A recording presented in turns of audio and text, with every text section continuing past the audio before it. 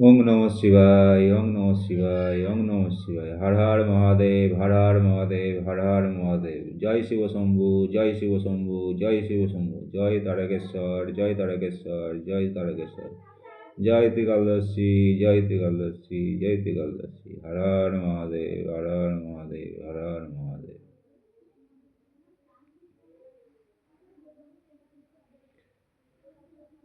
শ্লোক 3। জ্ঞেয় স নিত্য সন্ন্যাসী জন দেষ্টি ন কাঙ্ক্ষতি নিদ্যোদ্য হি মহাবাহ সুখম বন্যাৎ প্রমুচ্যুতে।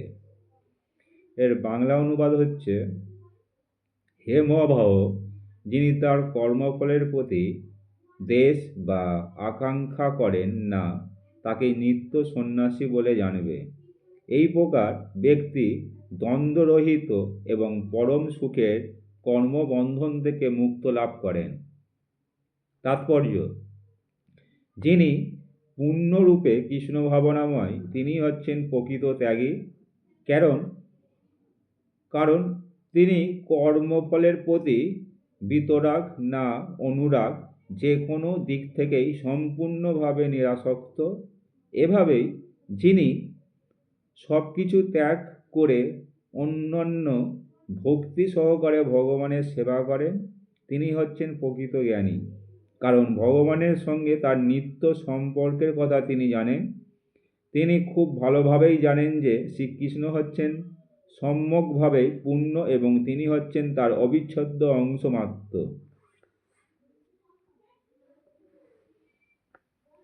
এই জ্ঞানী পরম জ্ঞান ও তা গুণবৈশিষ্ট্য এবং পরম মান তত্ত্ব বিচারেও পরম সত্য। নির্বিশেষবাদীরা যে ভগবানের সঙ্গে এক হয়ে ভগবান হওয়ার বাসনা পোষণ করে তা সম্পূর্ণ ভ্রান্ত। কারণ অংশ কখনো পুণ্যের সমান হতে পারে না।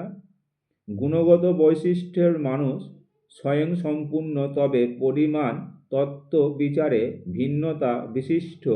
এই অদ্বৈত ভেদাভেদ তত্ত্বজ্ঞানই হচ্ছে প্রকৃত পারমার্থিক তত্ত্বজ্ঞান। তখন মানুষের আকাঙ্ক্ষা বা শোক করবার কিছু থাকে না, তাই তার মনে আর কোনো দ্বন্দ্বভাব থাকে না। কারণ তিনি যা করেন তা সবই শ্রীকৃষ্ণের জন্য করেন। এভাবেই দ্বন্দ্বভাবের স্তর থেকে মুক্ত হবার ফলে তিনি জড়বন্ধন মুক্ত হন। এমনকি এই জড় জগতে অবস্থানকালে তিনি বন্ধন মুক্ত থাকেন। শ্লোক 4। সাংখ্যযোগ পৃথগ বালা প্রবদন্তি ন পণ্ডিতা একম পাশ্রিত সমগুভয় ও বিন্দতে ফলম। বাংলা অনুবাদ: অল্পজ্ঞ ব্যক্তিরাই কেবল সাংখ্যযোগ ও কর্মযোগকে পৃথক পৃথক পদ্ধতি বলে প্রকাশ করে, পণ্ডিতেরা তা বলেন না। উভয়ের মধ্যে যে কোনো একটি সুষ্ঠু রূপে আচরণ করলে উভয়ের ফলই লাভ হয়। তাৎপর্য: সাংখ্য দর্শনের উদ্দেশ্য হচ্ছে জড়জগতের বিশ্লেষণ করার মাধ্যমে আত্মার অস্তিত্ব উপলব্ধি করা। জড়জগতের আত্মা হচ্ছে শ্রী বিষ্ণু ও পরমাত্মা। ভক্তিযোগে যখন ভগবান শ্রীকৃষ্ণের সেবা করা হয় তখন পরমাত্মা সেবা সাধিত হয়। একটি প্রক্রিয়া হচ্ছে গাছের মূল খুঁজে বার করা, আর অন্যটি হচ্ছে সেই মূলের জলসিঞ্চন করা।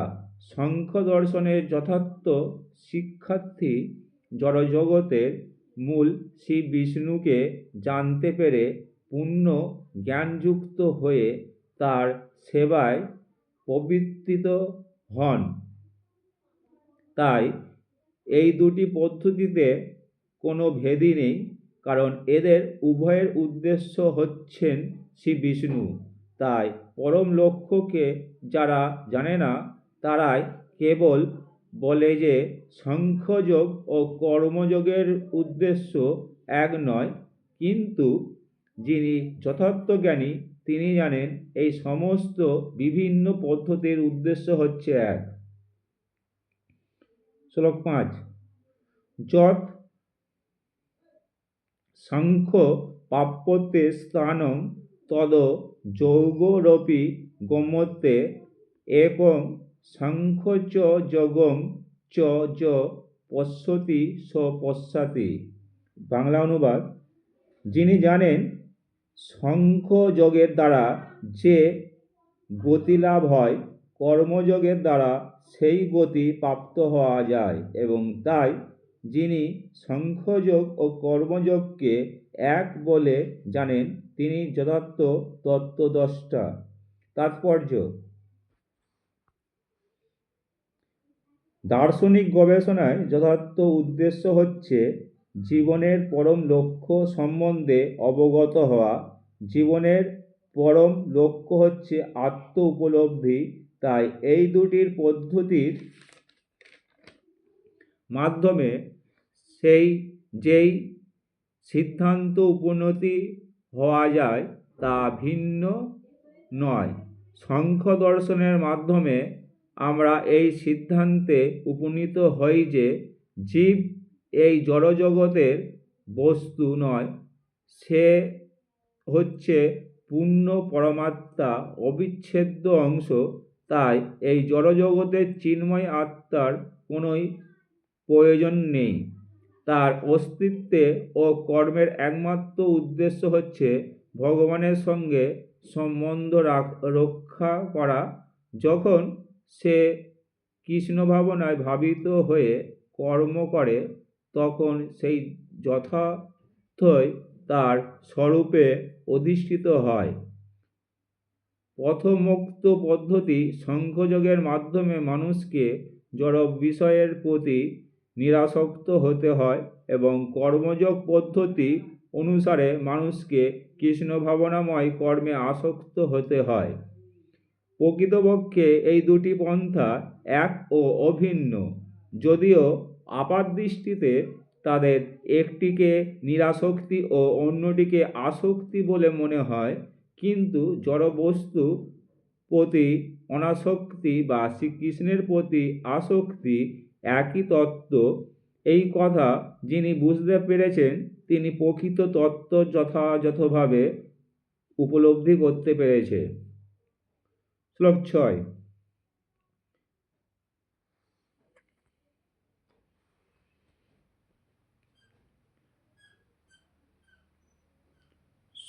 সন্ন্যাসস্ত মহাবাহ দুঃখ মহামাপ্ত জগত যোগযুক্ত মুনিবম্ভ ন চিরেনাধিগুচ্ছতি। অনুবাদ: হে মহাবাহ, কর্মযোগ ব্যতীত কেবল কর্মত্যাগরূপ সন্ন্যাস দুঃখজনক, কিন্তু যোগযুক্ত মুনি অচিরেই ব্রহ্মকে লাভ করেন। তাৎপর্য: সন্ন্যাসী দুই প্রকারের, মায়াবাদী ও বৈষ্ণব। মায়াবাদী সন্ন্যাসীরা সাংখ্য দর্শন অধ্যয়ন করেন, আর বৈষ্ণব সন্ন্যাসীরা বেদান্ত সূত্রে যথার্থ ভাষ্য শ্রীমদ্ ভগবত দর্শন অধ্যয়ন করেন। মায়াবাদী সন্ন্যাসীরাও বেদান্ত সূত্র অধ্যয়ন করেন, কিন্তু তারা তা অধ্যয়ন করেন শ্রীপাদ শঙ্করাচার্যের শারীরিক ভাষ্যের পরিপ্রেক্ষিতে। শ্রীমদ্ ভগবত অনুসরণকারী বৈষ্ণবেরা পাঞ্চরাত্রিকী বিধি অনুসারে ভক্তিমার্গে ভগবানের সেবা করেন। তাই বৈষ্ণব সন্ন্যাসীর চিন্ময় ভগবদ্ভক্তিতে নানাবিধ কর্তব্য পালন করেন।